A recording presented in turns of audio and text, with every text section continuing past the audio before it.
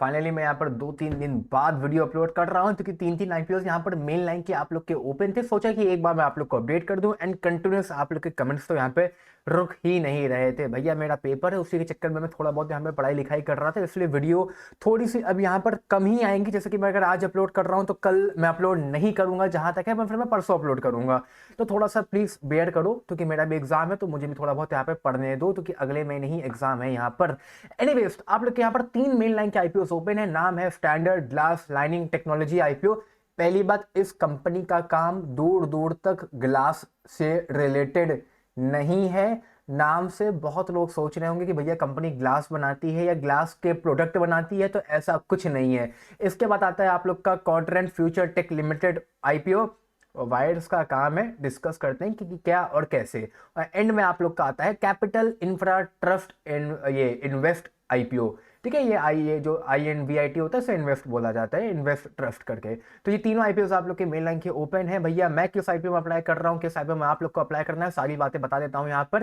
And इसी के अलावा यहाँ पर आज इंडो फार्मा की भी हो चुकी है मार्केट में लिफ्टिंग। लिफ्टिंग पे अगर किसी ने यहाँ पर सेलिंग वगैरह अभी तक नहीं करी है अपने शेयर्स की, तो वो भी डिस्कस कर लेंगे कैसे क्या करना है, और अगर होल्ड करना है तो कब तक के लिए आप लोग को यहाँ पर होल्ड करना पड़ेगा।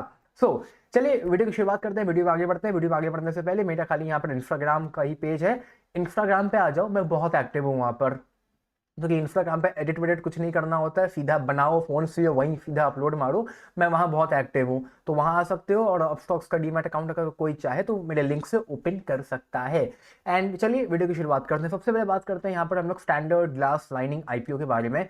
कंपनी यहाँ पर क्या करती है, पहले मैं आप लोग को 2 सेकंड के अंदर ये बता दूं। कंपनी यहाँ पर बनाती है glass lined AE reactors, glass lined CE reactor, glass lined BE reactor, और ये 2-4 रिएक्टर और सामान है। सामान क्या है मुझे बिल्कुल नहीं आइडिया है, ना मैंने रिसर्च करी। इतना समझ में आ रहा है कि भैया ग्लास का तो सामान नहीं है, रिएक्टर विएक्टर है, केमिकल्स वगैरह में काम आते हैं और चीज़ें मैन्युफैक्चरिंग में इनकी काम आती हैं। तो दूसरी कंपनीज को ये चीज़ें बना के, मतलब ये जो रिएक्टर्स वगैरह हैं सप्लाई करते होंगे। ठीक है, कंपनी का जो मार्केट कैप है वो लगभग यहाँ पर 2800 करोड़ का है। तो एक स्मॉल सेक्टर की ही कंपनी आप लोग इसको कह सकते हो। अब आते हैं हम लोग यहाँ वापस से आईपीओ के ऊपर। आईपीओ की ओपनिंग आप लोग की यहाँ पर कल हो चुकी है। आज था डे 2, कल होने वाला है आखिरी दिन 8 जनवरी का। अगर आप लोग को अप्लाई करना है तो कल ही कल का दिन बचा है आप लोग के पास यहाँ पर एप्लीकेशन फाइल करने का। परसों आ जाएगी अलॉटमेंट बाहर, जो कि आप लोग के फिनटेक पे चेकआउट कर पाएंगे। एंड लिफ्टिंग हो जाएगी आप लोग की 13 जनवरी को मार्केट में। बाकी जो भी लोग यहाँ पर अप्लाई करना चाह रहे हैं, 107 रुपए के शेयर रखी गई हैं यहाँ पर लॉट के। 140 रुपए का रखा गया है प्राइस पर शेयर, मतलब कि 14,980 रुपए की आप लोग को यहाँ पर एप्लीकेशन लगानी होगी। रिटेल कैटेगरी में छोटा आईपीओ है 410 करोड़ का, बहुत मारा मारी रहेगी। तो अप्लाई कर दो, अलॉटमेंट मिलना ना मिलना थोड़ा सा यहाँ पर कठिन हो जाता है।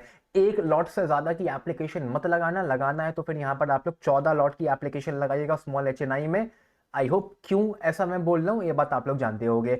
बाकी वैसे अगर मैं यहाँ पर इसका सब्सक्रिप्शन स्टेटस की बात करूँ तो सब्सक्रिप्शन स्टेटस आई तो लगभग ये 34 टाइम्स के आसपास सब्सक्राइब हो चुका है।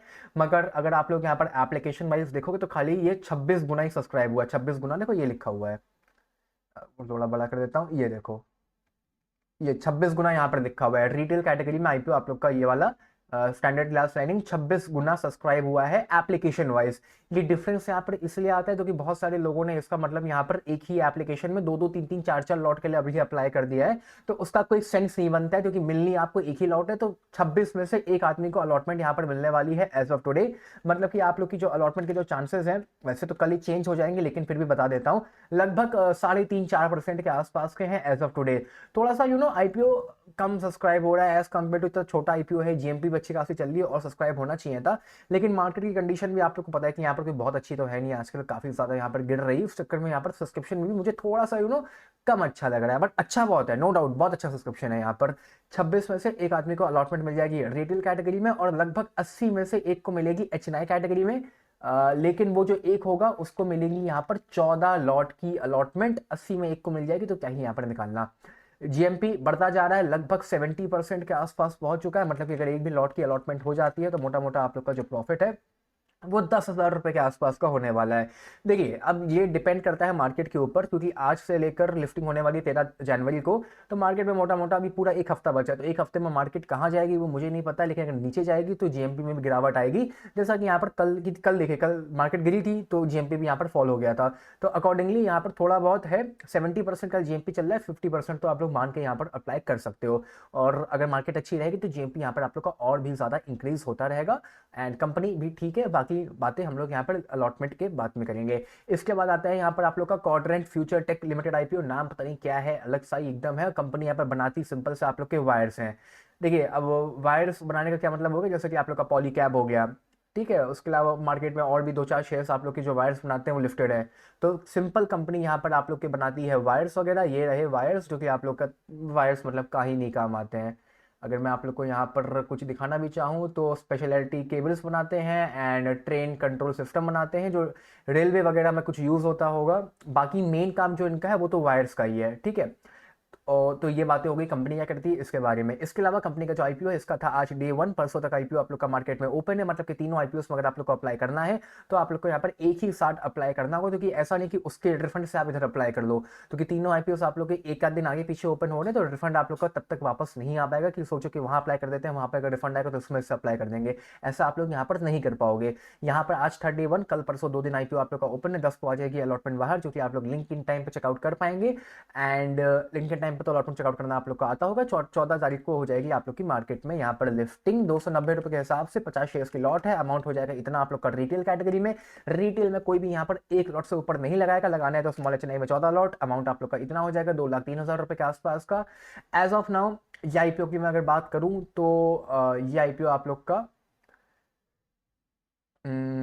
रिटेल कैटेगरी की मैं बात कर रहा हूँ, लगभग लगभग आप लोग का 58 गुना के आसपास सब्सक्राइब हो चुका है एप्लीकेशन वाइज। वैसे अगर आप लोग यहाँ पर ओवरऑल देखेंगे तो रिटेल कैटेगरी में लगभग ये आप लोग का बता रहा हूँ 58 नहीं 47 टाइम्स के आसपास सब्सक्राइब हुआ है एप्लीकेशन वाइज। और अगर वैसे बात करेंगे लाइक कितने गुना सब्सक्राइब हुआ है, तो गुना में तकरीबन 53 टाइम्स के आसपास सब्सक्राइब हुआ है। अब 47 और 53 में जो डिफरेंस है वो वही डिफरेंस है कि लोगों ने यहाँ पर फिर से एक ही एप्लीकेशन में दो चार लॉट के लिए अप्लाई कर दिया है, तो उसका कोई सेंस नहीं बनता है। बाकी लगभग आईपीओ आप लोग का 47 में से एक आदमी को मिलने वाला है एज ऑफ टुडे।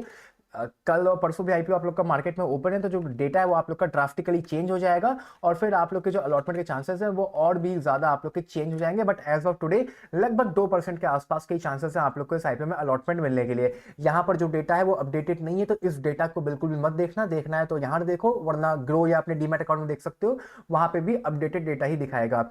ये आईपीओ भी आप लोग का थोड़ा छोटा है, 290 करोड़ का ही आईपीओ है, लेकिन पूरा की पूरा फ्रेश इशू है, तो ये बहुत अच्छी बात है कि सारा की सारा जो अमाउंट है वो यहाँ पर कंपनी के पास ही जाने वाला है टोटल इस आईपीओ का। 290 रुपए का प्राइस पर शेयर और 290 करोड़ का ही आईपीओ है, क्या इत्तेफाक है ये वाला। एनीवेज, इसके बाद बात करूं मैं यहाँ पर जीएमपी के बारे में, तो जीएमपी इस आईपीओ की भी लगभग बराबर की चल रही है, 10,500 रुपए के आसपास का आप लोग को प्रॉफिट हो जाएगा। मतलब कि अगर एक भी लॉट मिलती है तो आप लोग का जो यहाँ पर जो प्रॉफिट है 290 रुपए के हिसाब से, वो लगभग लगभग 210 रुपए के हिसाब से वो लगभग लगभग आप लोग का यहाँ पर 10,500 रुपए के आसपास का है। 10,000 का आप लोग का उसमें भी था, 10,000 का आप लोग का इसमें भी है, लेकिन ये आईपीओ आप लोग का साइज में लगभग आधा है एज कंपेयर टू स्टैंडर्ड वाले आईपीओ से। तो इस बात को भी माइंड में रख के चलिएगा हल्का सा, क्यों अभी आगे बताता हूँ। इस कंपनी का जो मार्केट कैप है वो लगभग यहाँ पर 1100 करोड़ का है, जो कि ठीक ठाक है, बहुत ज्यादा बड़ा नहीं है, बहुत छोटा ही मार्केट कैप मैं कहना चाहूंगा। एंड लिफ्टिंग के बाद हो सकता है कि यहाँ पर आप लोग का अपर सर्किट भी लग सकता है, और अगर प्रॉफिट बुकिंग आएगी ना तो लोअर सर्किट भी लग सकता है, इसको भी ध्यान रखना। तो ये जितना छोटा मार्केट कैप है उतना ही ज्यादा रिस्क आप लोग का यहाँ पर इंक्रीज हो जाता है।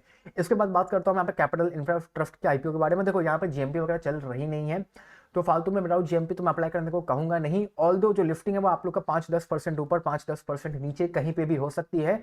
कंपनी देखो, जो ट्रस्ट की जो कंपनीज होती है मतलब इन्वेस्टमेंट ट्रस्ट करके जितनी भी मार्केट में आप लोग की कंपनीज होती है INVIT, ज्यादा कुछ परफॉर्म ये करती नहीं है। अगर मार्केट में आप लोग देखोगे भी तो कैपिटल के अलावा अभी आप लोग का हाईवे करके भी एक आईपीओ मार्केट में आया था, वो भी उतना ज़्यादा चला नहीं, क्योंकि इस टाइप की कंपनीज ज़्यादा सिर्फ पैसा लगाती हैं और ज़्यादा कुछ रिटर्न्स वगैरह बना के देती नहीं है अपने इन्वेस्टर्स को। तो इस आईपीओ को वैसे भी अवॉइड करो, आईपीओ के लिए भी। और बल्कि अगर यहाँ पर जेएमपी चल भी रही होती ना 5-10% की, तो भी मैं कहता कि अप्लाई कर दो, लेकिन उसके बाद लिफ्टिंग पे इसको बेच दो, क्योंकि बिल्कुल भी रिटर्न्स वगैरह बना के जनरली लाइक लोगों को नहीं देते हैं। तो इस आईपीओ को तो मैं कंप्लीटली यहाँ पर अवॉइड करने के लिए ही कहना चाहूंगा। इसके बाद जो मेरा फाइनल डिसीजन, अगर आप लोग यहाँ पर खाली एक ही आईपीओ में अप्लाई कर सकते हो, तो वो आईपीओ रहने वाला है आप लोग का स्टैंडर्ड ग्लास लाइनिंग का।